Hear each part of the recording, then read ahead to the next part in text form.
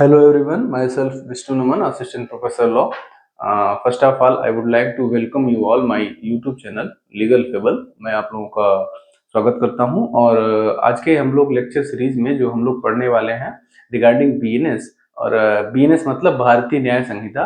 और भारतीय न्याय संहिता हमारे यहाँ लागू हुई, इससे पहले हम लोग किससे रोल हो रहे थे? IPC, that was Indian penal code 1860। और इंडियन पीनल कोड का एक ऑब्जेक्टिव क्वेश्चन पूछता है। आप ये मत समझिएगा कि हमारा आईपीसी अब खत्म हो गया या आईपीसी से हमारा पीछा छूट गया ना। आईपीसी से पीछा नहीं छूटने वाला है, क्योंकि अभी तक के जितने मतलब 1 जुलाई 2023 से पहले के सारे केसेज जो भी आए हैं वो सभी, ठीक है, वो सभी जो है रेगुलेट हो रहे हैं बीएनएस से। और हमको अभी भी कोर्ट में उन्हीं केसेस को देखने को मिलेंगे, नए भी मिलेंगे लेकिन पुराने खत्म नहीं हो जाएंगे। और दूसरी बात, कंपैरेटिव आपके जुडिशियल सर्विसेज एग्जामिनेशन में कंपैरेटिव स्टडी पूछ सकता है। You will have to be prepared for both the legislations. तो जो हमारा आईपीसी था that was made by the lord Macaulay, जो हमारे कह सकते हैं कि इंग्लिश जूरिस्ट था ही वाज। और उन्होंने बताया कि बीएनएस हमारा कैसे, उसको फ्रेमिंग का क्वेश्चन आता है कि आईपीसी को कौन बनाया, तो उसको लॉर्ड मैकॉले। दूसरा क्वेश्चन आता है कि what is about evidence act, तो उसमें स्टीफन्स का नाम आता है। तो अब हम लोग इतना हमको पता चला कि लॉर्ड मैकॉले ने उसको बताया था। और अभी हमने जो हमारा बीएनएस बनाया है 2023 का, ये हमारा भारत सरकार के द्वारा बनाया है, बाई गवर्नमेंट ऑफ इंडिया। ठीक है, अब इसमें हम लोग आज हम लोग पढ़ने वाले हैं चैप्टर 2 ऑफ आईपीसी, या दैट इज रिगार्डिंग पनिशमेंट। इस चैप्टर का नाम है ऑफ पनिशमेंट्स। ठीक है, तो इस चैप्टर में हमने कितने सेक्शंस पढ़ने हैं? तो चैप्टर 2 में 4 से लेके 13 तक आपको सेक्शंस पढ़ने हैं। और आज का जो हमको सबसे पहले हम लोग ये देखिए एक कंपैरेटिव चार्ट बनाया गया है जिसमें बीएनएस और आईपीसी दोनों ही बताया गया है। तो सबसे पहले हम लोग सेक्शन 4 देखेंगे जिसमें बताया गया है रिगार्डिंग कैटेगराइजेशन ऑफ पनिशमेंट्स। कितने तरह की पनिशमेंट्स होंगी उसकी कैटेगरी बताई गई है सेक्शन 4 में, और उस कैटेगरीज को हम सबसे पहले डिस्कस कर लेते हैं। ठीक है, तो सबसे पहला जो हमारा सेक्शन 4 में पनिशमेंट है वो है पहला डेथ सेंटेंस।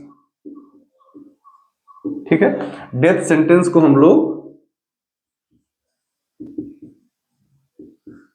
कैपिटल पनिशमेंट भी बोलते हैं। क्यों ऐसा बोलते हैं? तो कैपिटल जो वर्ड है इसका मतलब होता है the gravest in the nature, सबसे गंभीरतम दंड। तो मृत्यु दंड ही हमारे यहाँ भारत में सबसे गंभीरतम दंड माना जाता है, इसलिए we can say that is the capital punishment means death sentence. ठीक है, तो हमारा जो डेथ सेंटेंस है, आज चूंकि हम लोग डेथ सेंटेंस को एज ए पनिशमेंट मर्डर का नहीं पढ़ रहे हैं ना, एज ए पनिशमेंट तो पढ़ रहे हैं लेकिन मर्डर में नहीं पढ़ रहे हैं। तो जब हम मर्डर में पढ़ेंगे तो हम डिटेल में बताएंगे रिगार्डिंग डेथ सेंटेंस। आज हम लोग शॉर्ट में 2-3 केसेस बता देते हैं जिससे आपको एक आइडिया लग जाए कि what will be the instance. ठीक है, क्या होना चाहिए। तो डेथ सेंटेंस का जो पहला केस हमारे सामने आता है वो हमारा Bachchan Singh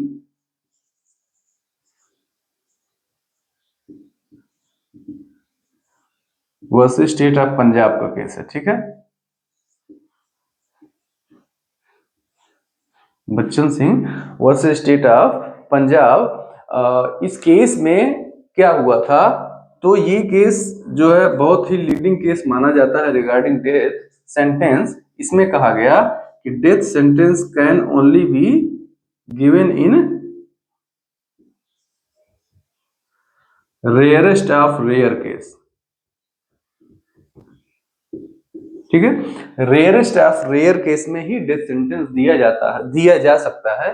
rest of the cases में आप डेथ सेंटेंस नहीं देंगे, because as a developing country, या जब से हमारा ह्यूमन राइट्स का इवोल्यूशन हुआ है, क्योंकि ह्यूमन राइट हमेशा इस चीज की बात करता है, a criminal is also having a, because a criminal is a human, that's why he should also having a some kind of human rights. उसके अधिकार अपराध करने से खत्म नहीं हो जाते हैं। तो क्या हम करना चाहिए? हमको जो डेथ सेंटेंस देना तो है, पनिशमेंट भी देनी है, but we will have to take care of human rights as well. ठीक है, तो अब जब Bachan Singh versus state of Punjab में कहा गया कि rarest of the rare case only you can award the death sentence, otherwise आप डेथ सेंटेंस नहीं दे सकते, ठीक है।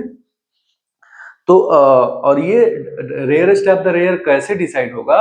It is the judicial discretion, it is the discretion of judiciary. आप देखे होंगे हमारे पुराने आईपीसी में जो सेक्शन 303 था, that was regarding mandatory punishment, mandatory punishment of जो कहता था कि मैंडेटरी डेथ सेंटेंस की बात करता था, दैट वाज हेल्ड अनकॉन्स्टिट्यूशनल। कौन से केस में? तो इसका केस है मिट्ठू Singh versus state of Punjab, ठीक है। मिट्ठू Singh versus state of Punjab में जो हमारा 303 अनकॉन्स्टिट्यूशनल डिक्लेयर कर दिया, क्योंकि यहाँ पे ये डिस्क्रिशन ले रहा था जुडिशरी से ना, और it is just up to judiciary to decide the matter in accordance with the facts and circumstances. तो हमारा जो rarest of the rare case है, ये कौन डिसाइड करेगा? ये ऑनरेबल जजेस डिसाइड करेंगे कि कौन से मामले को हम rarest of the rare decide करते हैं। मृत्युदंड हम इन्हीं मामलों में देंगे। इसके बाद अब हम आते हैं जो हमारा दूसरा केस हम लोग यहाँ डिस्कस कर सकते हैं डेथ सेंटेंस में, वो है मच्छी Singh versus state of Punjab. अच्छा, ये सारे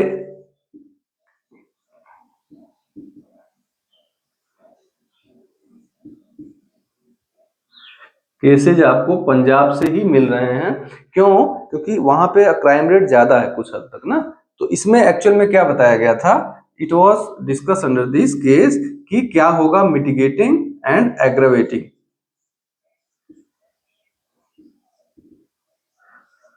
and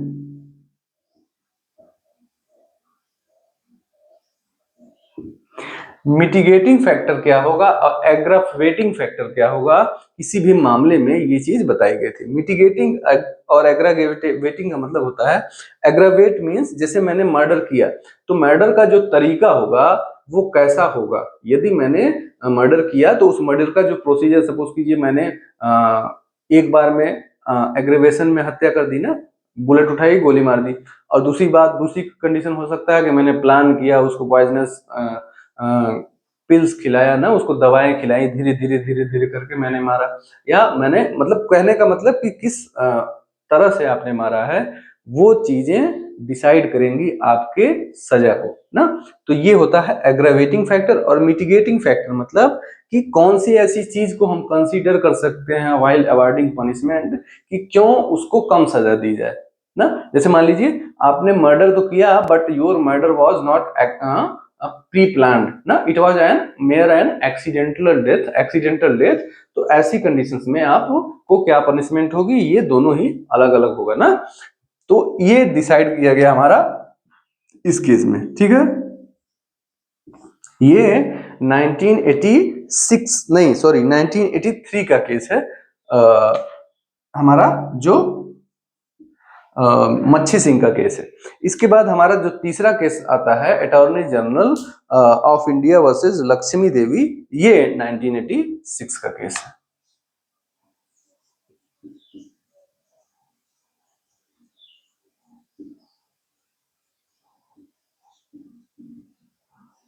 India versus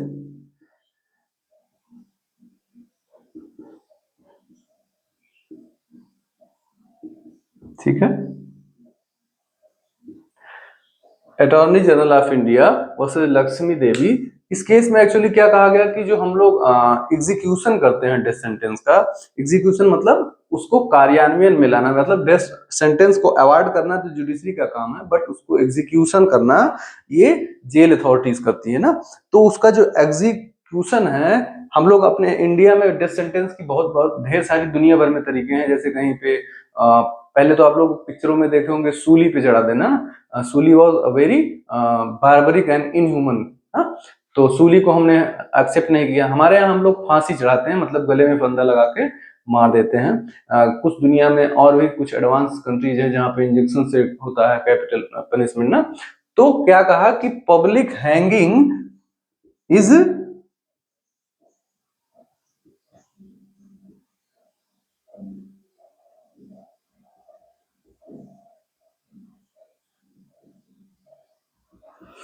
public hanging is barbaric and against article 21।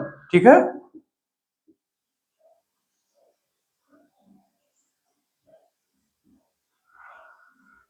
Article 21 हमारा क्या है? Right to life.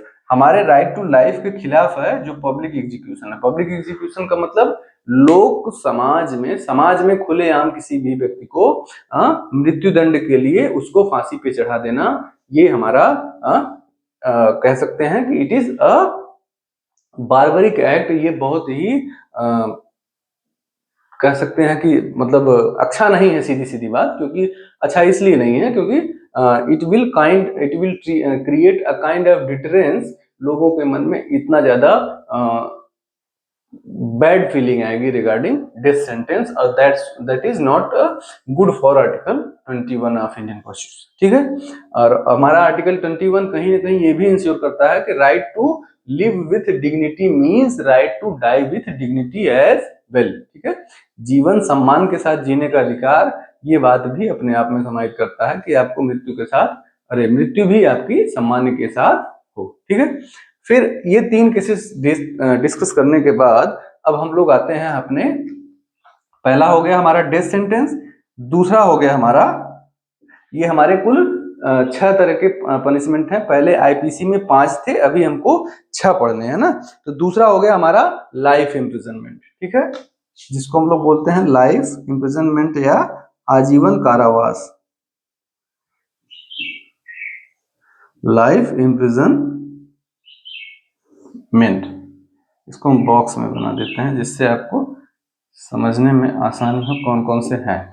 पहला हो गया डेथ सेंटेंस, दूसरा लाइफ इम्प्रिजनमेंट या आजीवन कारावास। इसमें हम लोग अगर कोई केस डिस्कस करेंगे तो इसमें एक केस है गोपाल विनायक गोडसे वर्सेस स्टेट 1961 का केस है। गोपाल विनायक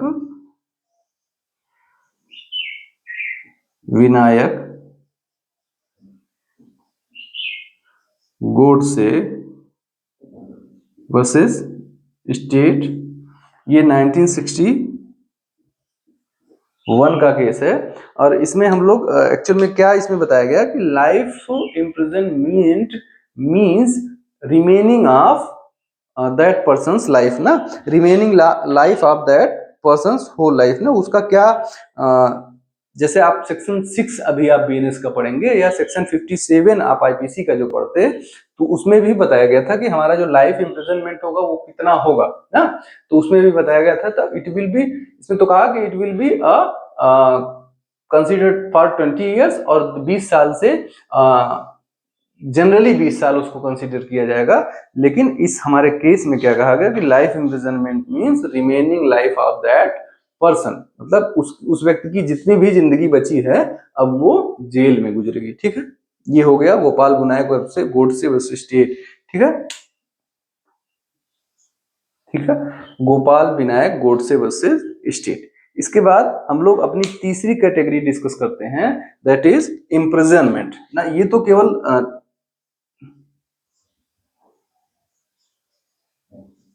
इम्प्रिजनमेंट, तो ये इम्प्रिजनमेंट ये तीसरी कैटेगरी है। Life imprisonment and imprisonment both are different categories. तो तीसरी वाली जो इम्प्रिजनमेंट है जिसको हम लोग बोलते हैं कारावास, इसमें 2 तरह का कारावास होता है। या पहला रिगोरस कारावास,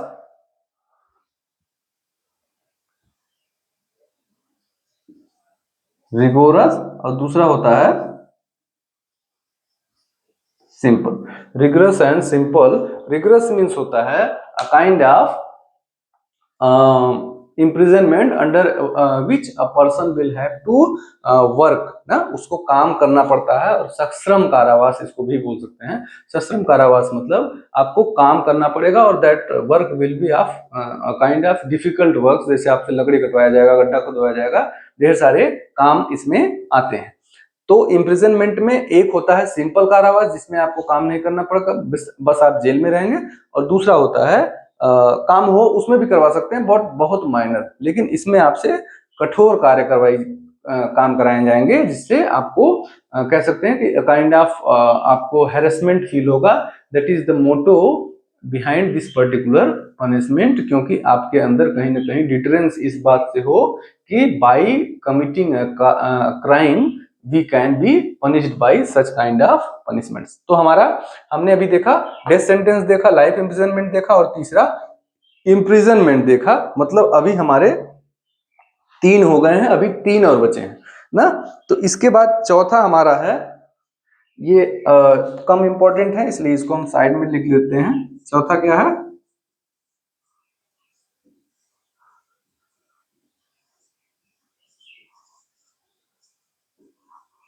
फोर फीचर ऑफ प्रॉपर्टी, या इसको हम कह सकते हैं आपकी संपत्ति की संपत्ति का जब्तीकरण कर लिया जाएगा, आपकी संपत्ति जब्त कर ली जाएगी।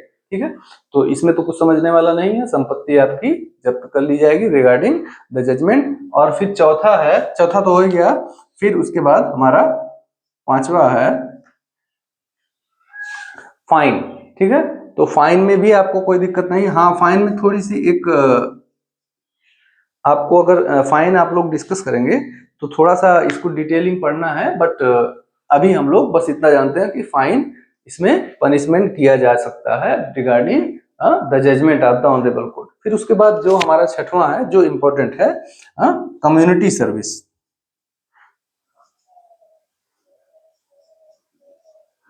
कम्युनिटी,